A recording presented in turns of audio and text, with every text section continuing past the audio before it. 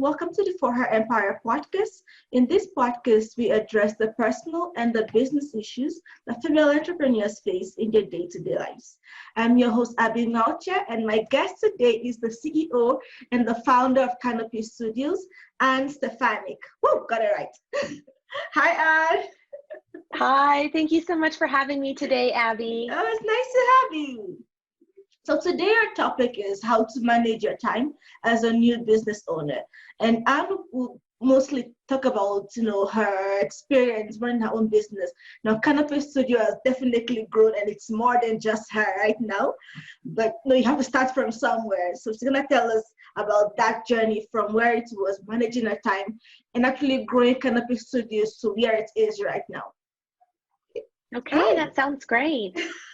All right. So again, thank you so much for having me. My name's Anne Stefanyk. I'm founder and CEO of Kanopi Studios. And Kanopi is an agency that's focused on design, building, and supporting websites for clients that want to make an impact.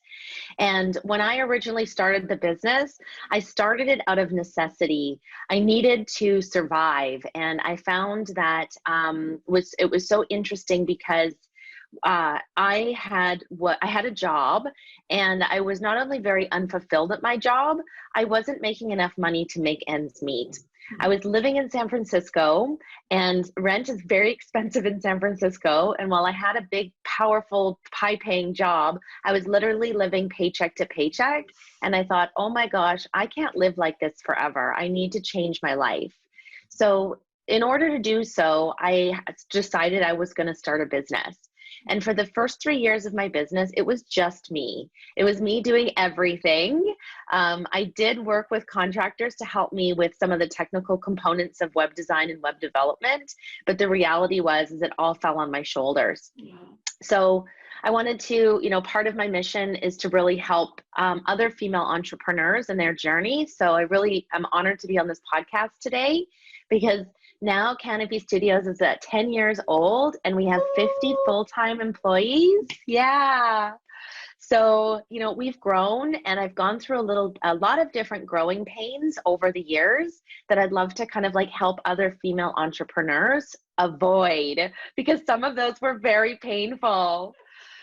So in managing your time, I do find one of the first things that I learned too late in the game was that I put myself last.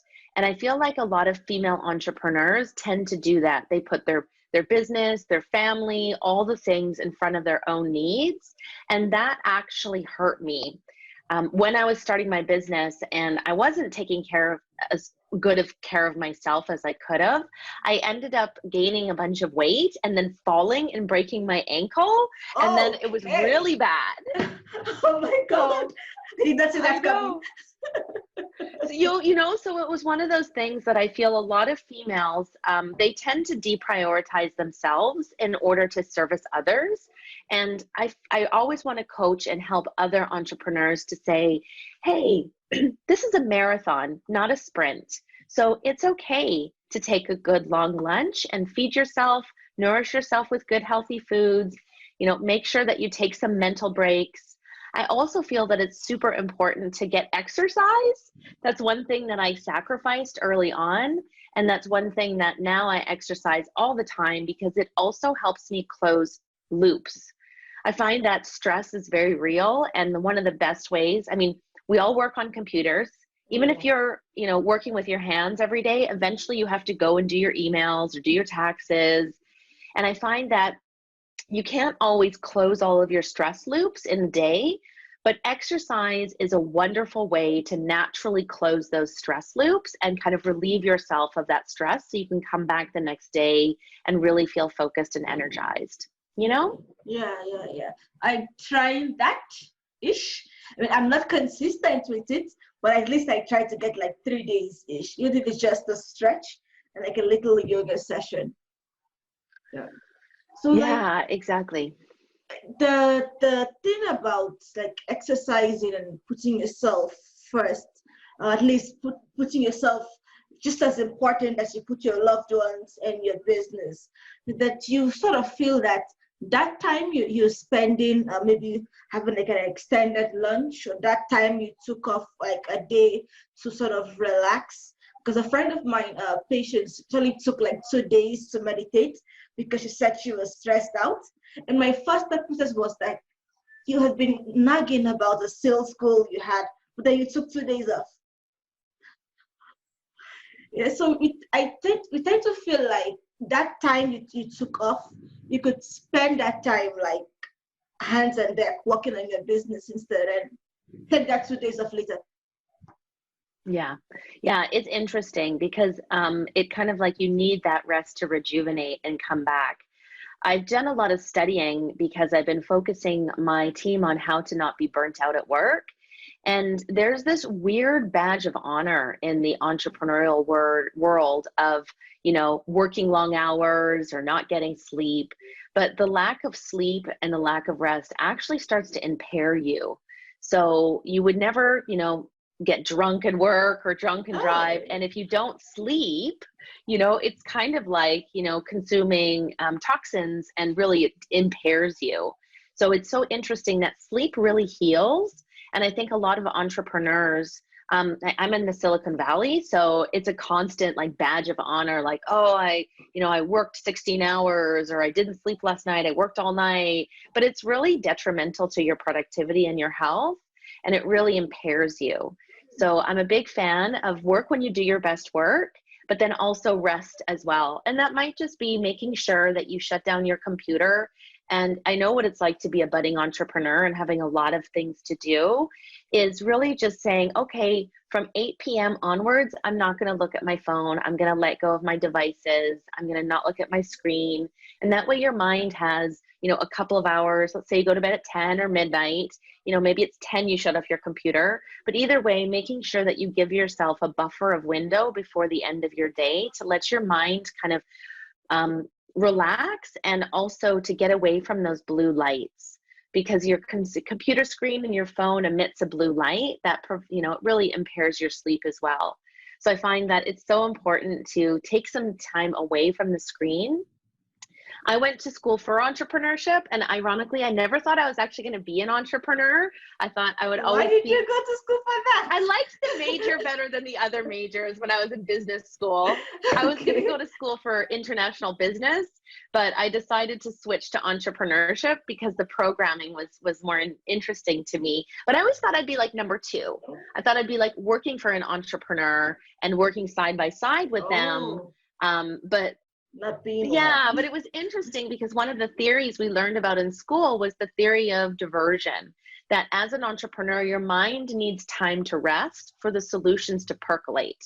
You've heard of that thing. It's like you're standing in the shower and you get that aha moment, right? It's because your mind is distracted on washing your hair and your subconscious is working on the problem.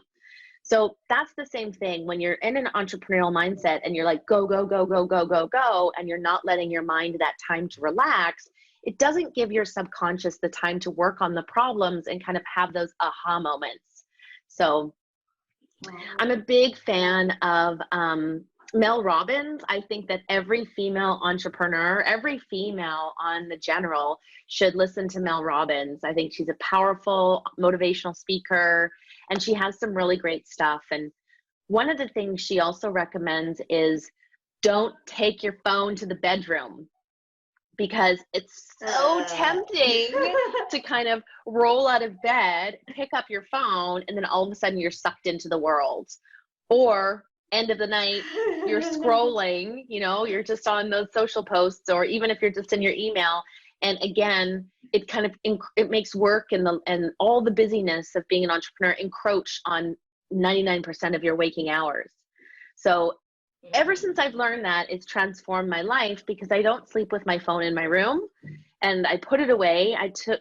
Apple and Android have all these lovely tools that allows you to kind of like turn off notifications. And so what happens is the mornings became mine again. I get up in the morning, I get a cup of coffee, I do some intentional journaling, I, do a meditation, I'll listen to podcasts after I've done all of this. But essentially, I don't look at my phone for the first 45 minutes of my day. And that allows me to really prioritize what's important. Because as soon as I look at my phone, and especially in the early days, it was like, holy tamale, there's so much to do. These clients have replied. I've got to get this done. And the day, you know, it just gets so quickly. So taking that first little bit of your day, I find from a time management standpoint, you get to set your day. You get to focus on what's most important for you. And I love using a journal where I write down my to-do list that's on my mind. So all the things that I'm thinking about or kind of anxious about, I put on a piece of paper. And then I circle the 3 that I have to do today. Because as an entrepreneur, I'm never going to get to the end of my to-do list. No, you wouldn't. Never, right? If you want to sit there and work until your to-do list is done, you will work 24 hours a day. Like there's no way you can get it all done. So it's giving yourself the space to say, okay, I've got 20 things I should do today. I'm going to circle 3 and be really happy that I got those 3 done. And then if I get more done, bonus. But I'm going to let some, you know, I'm going to let myself, give myself some permission to, you know, not get it all done because that's impossible. And that really helped free my mind up because I would always be so anxious that I didn't get my list done. And the next day there'd be more. And the next day there'd be more. So I found that using this methodology of just taking the top 3 and making sure I got those done, then when I got those 3 done, I was like, I did it. And then if I got 2 or 3 or 10 more done, it was just like bonus time, right? It was really helpful. Yeah. Yeah. And like, so in your case, for you, the first 3 years in business, it was just you. So sure, you had to outsource some parts, but most of the time you had to be the salesperson, the marketing person, the everything person, the operational manager. You were just everything. And so were there days in which you were like, today's a sales day, today's a marketing day, today's the website day, or like how did you like allocate your tasks for the day, since you're pretty much doing everything and you can't throw it all together at once? That's a very good question. So I love my calendar and I tend to live and die by my calendar where I actually time block things in. So I found that what I would do is I would tackle I always think like sales is the bloodline to the business. So if you ignore sales and you just focus on delivery, you're going to have a problem in 2 or 3 months. Yes. So you kind of always need to be doing sales. So I always chose the first hour or 2 of my day to focus on sales every day, except for I lie. Monday was the only day that I wouldn't do sales efforts. But every other day in the morning, I would focus on sales just for that first hour or 2. And it might mean when you're starting off, a lot of the business comes from relationship building. So it meant spending an hour each morning on LinkedIn, sending messages to fellow people that I thought I might want to work with, asking them for advice, right? And it was amazing that the more I asked for help, the more opportunities I got. Instead of going out and being like, hey, do you want to buy a website? I would talk to people that I knew and say, hey, can you give me some advice on how you grew your business or what you did to get new web clients? And out of that, I got referral work. So it was really important for me to continue to nurture the relationships. And then what I did is the rest of the time I would time block. So from 10 a.m. until 5 p.m., I would block off different types of time. Because one thing I found as a younger entrepreneur is that I could wormhole and spend too much time on something very easily. Yeah. And when I had a time block and say, okay, from 11 till noon, that's when you're going to do all of the web updates for this client.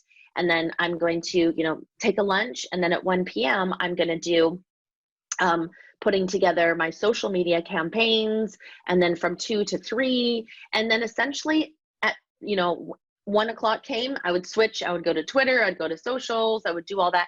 2 o'clock, I would stop no matter where I was because I could spend hours on Twitter just following people and retweeting stuff. But the ultimate goal there was just to kind of create some brand awareness. So I decided that, hey, in order for me to actually get all my work done that I need to, that's mission critical, I have to actually say, okay, I've done 80%, that's enough, and then move on. Because I find time blocking and then forcing yourself to stay there is so helpful to kind of get a mountain of work done within some constraints. There's a just feel law like called the doing nothing. Parkinson's law. Yeah, it's so easy all of a sudden you look up and you're like, I've spent 4 hours doing this, right? Reconciling your invoices for taxes. It's awful. But if you don't do that and you just leave it until the end of the year, you don't remember what some of these receipts were for January. So putting an hour in your calendar every other week to do taxes and to do accounts reconciliation for your, for all of your expenses and invoicing, then you stay on top of it and it doesn't feel like such a burden. There's this law called Parkinson's law, where humans will work with whatever time they're given. So if a client says, I'd like you to write a blog, and they say, do this in 2 weeks, I'll do it in 2 weeks. It'll take me 2 weeks. If they say, can you have this done by tomorrow? I'll have it done by tomorrow. So it's interesting, when you give yourself your own time constraints, you will work and you will get what you need done within those time constraints. If you don't, you tend to end up wasting more time than you realize. And then all of a sudden it feels like you have an unsurmountable amount of work, Yeah. And so in the early stage of your business, can you hear me? I think the mic is shut. Yeah, so in the early stage of your business, what were the tasks you were doing? You'd mentioned you spent a lot of time on LinkedIn to connect with others. Every other week you're doing your taxes. From after lunch you do your social media. What other tasks were you doing in your day-to-day tasks? Yeah, so I found that I split my time about 25 to 30% sales work, which was usually relationship building at the early phases. And then nurture, if someone had an opportunity that I was working on, putting together a proposal, following up on the proposal. And then I probably did about 20% marketing, which was more working on my website, putting together social media images. And then about 40% of my time was doing actual client work, right? So I needed to make sure that I actually did work with the clients, because that was the business. And then 10% was admin, right? 10% was like, I really tried to stay on top of billing. One thing I noticed that entrepreneurs feel nervous about is asking for payment. And if you don't get paid, what's the point, right? Yeah. So I found that I needed to dedicate, an hour or two every week to finance, which was just simply either doing like getting my paperwork ready for filing taxes on a regular basis, as well as doing invoicing, right? Yeah. And sometimes clients don't pay right away. So it means being able to call them, right? Sending them an email. There's lots of great tools out there. I used Harvest back in the day, and I still use Harvest to this day, even with the people that we have.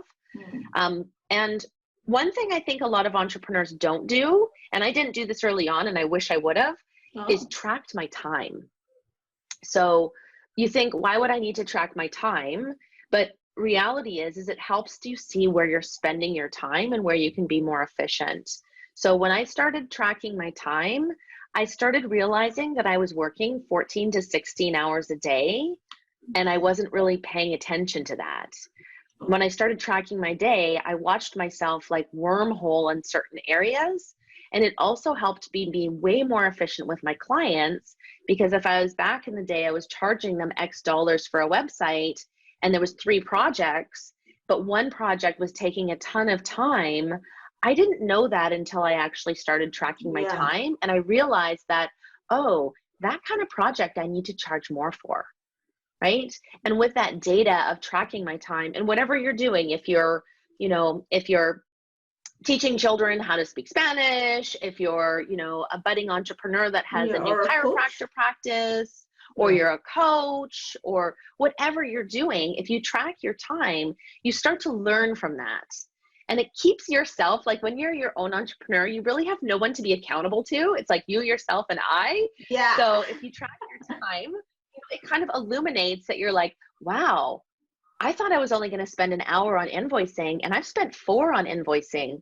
How can I do this more efficiently? Because I can't afford to spend 4 hours a week on invoicing, right? So that was really illuminating. And, there's lots of tools out there.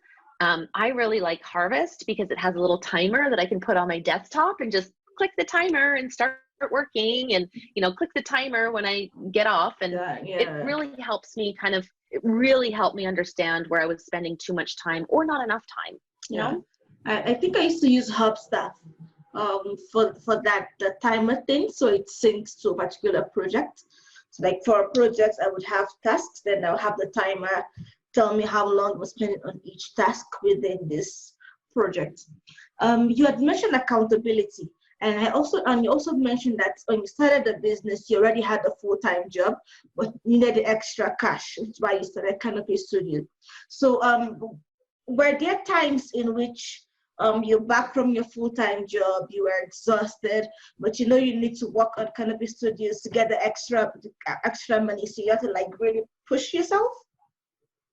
Yeah, there was about a 6-month window where I overlapped. And during that window, I'm a morning person. I like working in the mornings. So what I did is I got up an hour or two earlier, and then I focused on my business for the first kind of 3-4 hours of my morning when I very first started. And then when I'd come home from work, what I would do is I would do the hard stuff really early in the morning, and the less inspiring kind of, like I don't like accounting. I don't like doing that kind of stuff. I don't like doing that kind of stuff, right? No, exactly. So I would leave that till the end of my day because I would try to like time block. I found it very hard to balance a full-time job and a starting business. So after about 6 months of trying to do that, I decided to quit my job, move back into my mom's house for 6 months.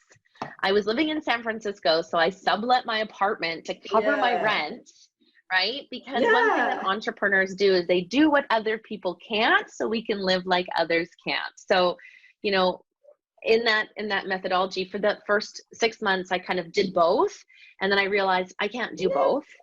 So I literally decided to kind of go surf on my mom's couch for 6 months. And very patient mom. she was so kind to take me in again, being in my late 20s. And but that, and not all people have that opportunity. But what happened is that gave me just a little bit of financial space to be able to ramp up the business. And then I knew that at the end of those, I decided to give it 6 months just to see if I could do it. And I decided at the end of those 6 months, my worst case scenario is I go and I get a job at Salesforce or something. Like I can go and get a job that pays more. I could do a different job, but I really want to start my business. And at that 3 or 4 month mark, I was like, oh, this is working. Like I have more clients because I was able to dedicate more time to it. And at the 4 month mark, I was like, I've sublet out my apartment in San Francisco for 6 months. Like I can't actually move back for 2 more months. But I was like so done living at my mom's house and had no cash flow coming in. So it was able to, like, I gave myself a little ramp, and I gave myself permission, even though it was really embarrassing and kind of like, oh, I'm going to move in with my mom. It gave me just enough window to be able to really ramp up the business. Some people, instead of doing that, it's taking a short-term small business loan and seeing if you can do it. But I'm a big fan of not using debt financing because it's very stressful. Super stressful to take debt. I feel like when you worry about the loan and you worry about your business finances, it puts so much pressure on yourself. Yeah, and there's an amazing book that I wish I would have read at the beginning of my entrepreneurial journey. I read this in 2016, and I think every person should read it. It's called Profit First by Mike Michalowicz. And I have to say that every single female or male, doesn't matter, but I say, have you read Profit First? And they're like, no. And I said, stop whatever you're doing, go get this book. It's going to change your book. His whole mantra is, he wants to eradicate entrepreneurial poverty because entrepreneurs usually don't pay themselves enough, work too much, and they don't have enough profit in their business. So this book in 2016, which was 6 years after I started my business, and I was still, even though my business had grown and I was no longer, like I had a good salary and I was, I had a team, I was still somewhat living paycheck to paycheck. So here I was in 2016 being like, I have a business, I'm still making good money, and things are going, but I'm running millions of dollars through my bank accounts and I'm not seeing enough of that. Like, I'm really not seeing enough of it. And when I got this book and I read it, there was many things in my business that I needed to change. And it's just like Oprah's, like, pay yourself first. It's just that you get some money in your account, you take profit first, then you put for taxes, then you put for, you know, owner's comp, and then whatever you have left in the pot is what you have to work with. And what was very illuminating is once I took off profit and took off for taxes and took off for the owner's comp, there wasn't enough left to pay the bills. And that was like, oh, we have to change things. So I had to crawl back profit, I had to crawl back these things. Too high, right? Yeah. So then it was about, like, what are the levers that we can pull in our organization to make the business more profitable? But it allowed me to say, like, before I was like, what happens is money's in your bank, you think it's there to spend, right? Yeah. And so you do things to grow the business. You invest in other resources, you invest in technology, you invest in marketing, but in the end, you're cannibalizing the most important thing, which is profits, because you can do those things, but you need to do them and still have a profit. Yes. And so I wish I would have read that book the day I started my business, because I would have started this like this.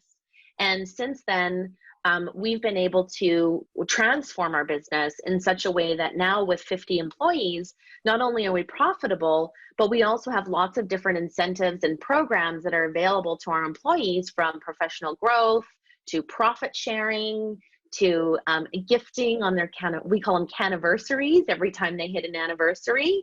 So I would say, no matter where you are in your business, reading this book will help transform the underlying, because you're not in the business, you know, I mean, you might even be running a nonprofit, but even if you're running a nonprofit, if you don't have enough money to do the things you're going to do and to pay yourself well, what's the point? You might as well you just have a glorified job that's way more risky and way more stressful. Yes. So yes.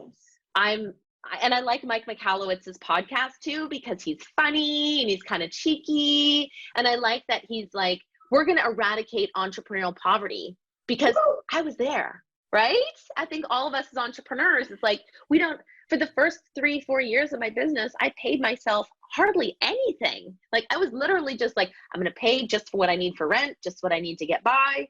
And, you know, as I got into the later stages, you know, now I look back and I thought, I should have paid myself more and not done that thing, because then it would have made my life a lot easier. So I would have been able to sleep better. So it's so interesting that, again, that very first concept I talked about is that we put ourselves last. It's like the same with profit. We don't consider it like right up front. And when you put it kind of at the forefront and you're saying, I need to take a 20% margin, I need 20%, that's what's going to make me happy.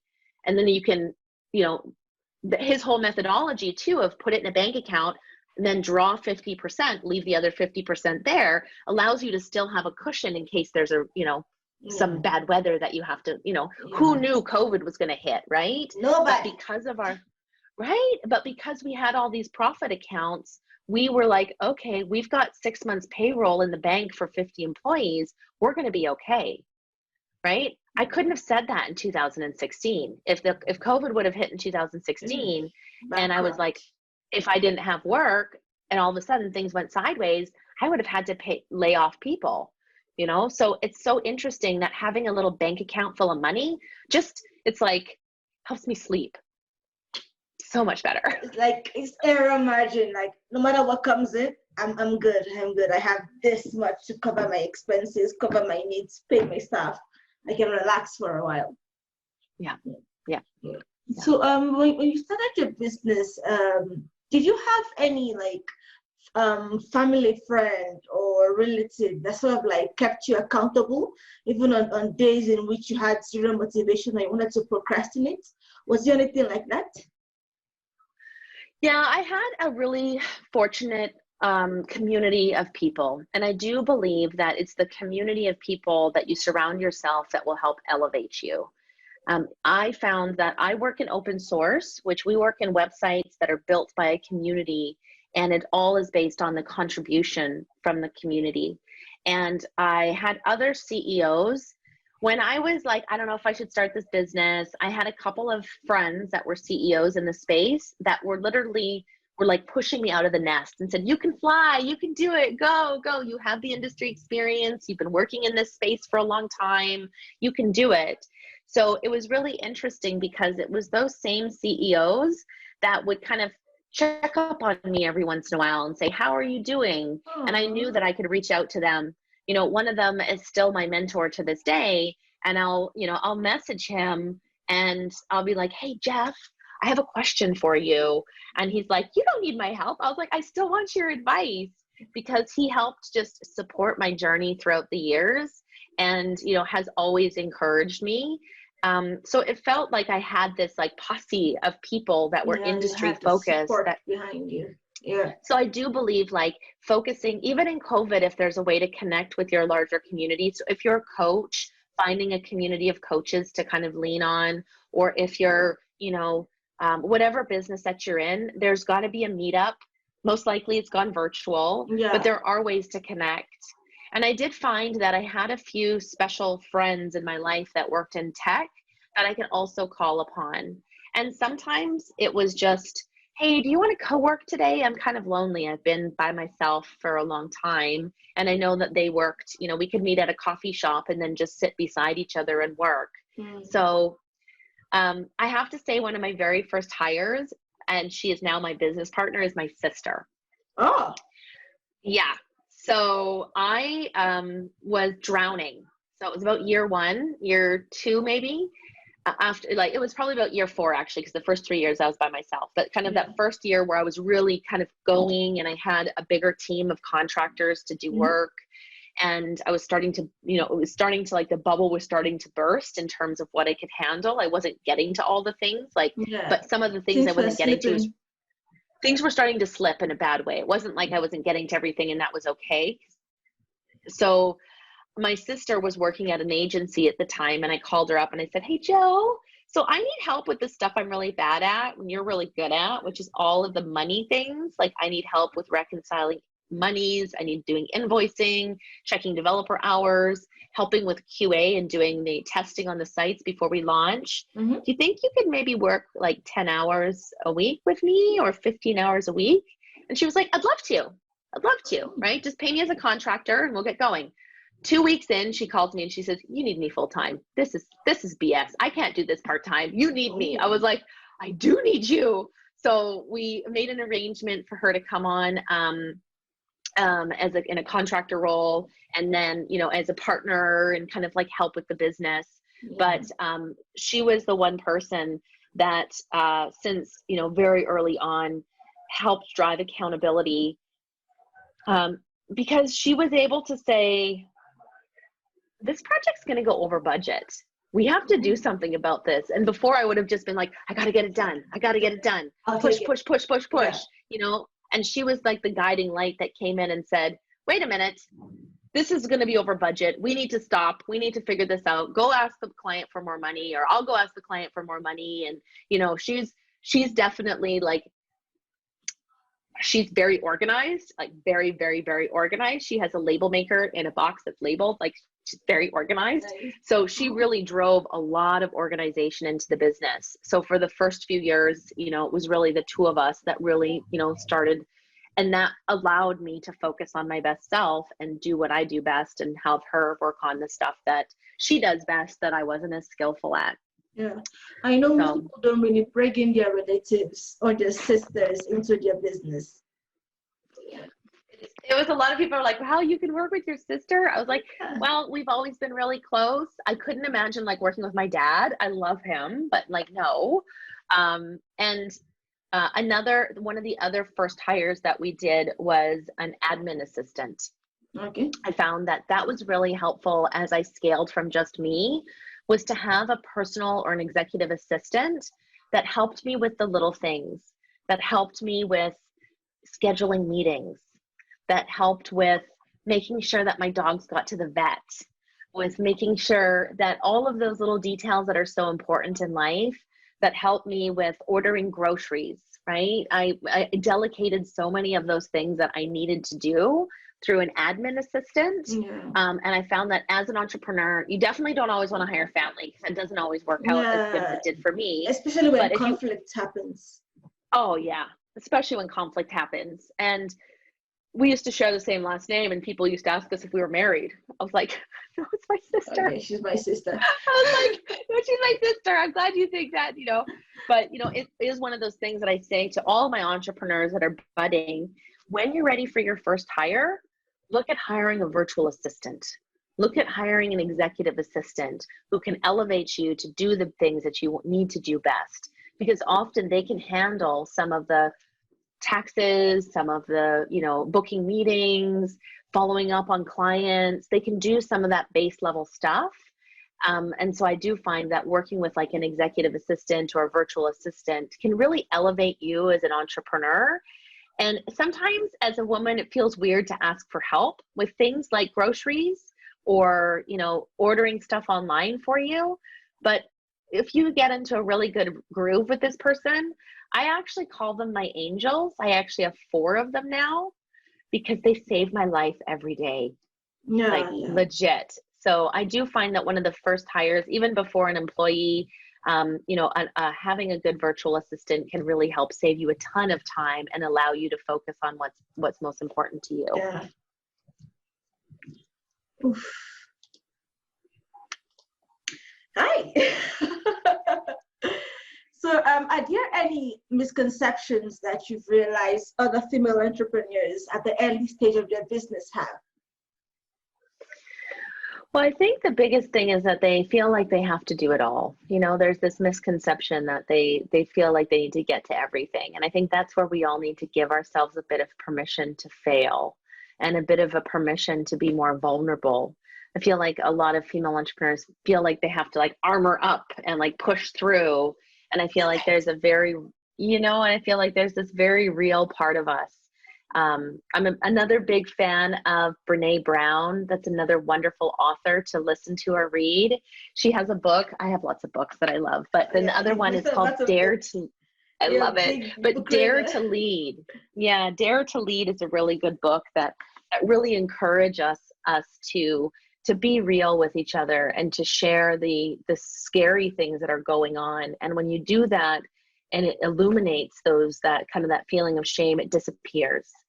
So Brene Brown's work is all about, you know, shame and vulnerability, which is very uncomfortable to talk about in the workplace. Yeah. But sometimes when you do that, it illuminates the scary things and it makes them actually go away. Yeah. So I think part of stress management is really being comfortable with the uncomfortable at times and being willing to ask for help. You know, and I think actually women are better, like not to be, you know, gendered, but I do find that a lot of women are actually way more comfortable at asking for help than men. Yeah. And I love that. Yeah, right? Yeah. I love that. So. Yeah. And so Kanopi Studio does web design, you create design, sort of supports businesses that already own their own design. So a typical process, a typical client onboarding process how would it look like? Yeah, so we usually work with the client once they've decided to work with us. We really focus on customer service and making sure that we retain our clients. I think as an entrepreneur, one of the best things that you can do is once you get a client, focus on keeping them.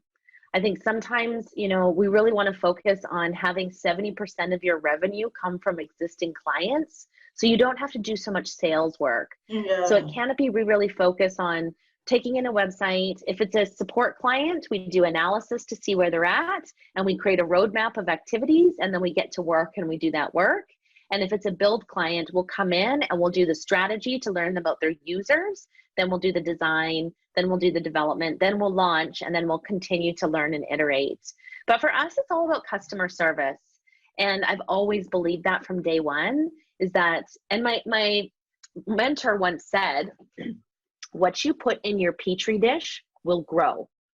Be careful what you put in your petri dish, right? Because if you get a client that's not good for you, yes, and it doesn't work in an industry you really want to work in, all of a sudden you're going to be working with a person you don't like in an industry you don't want to support.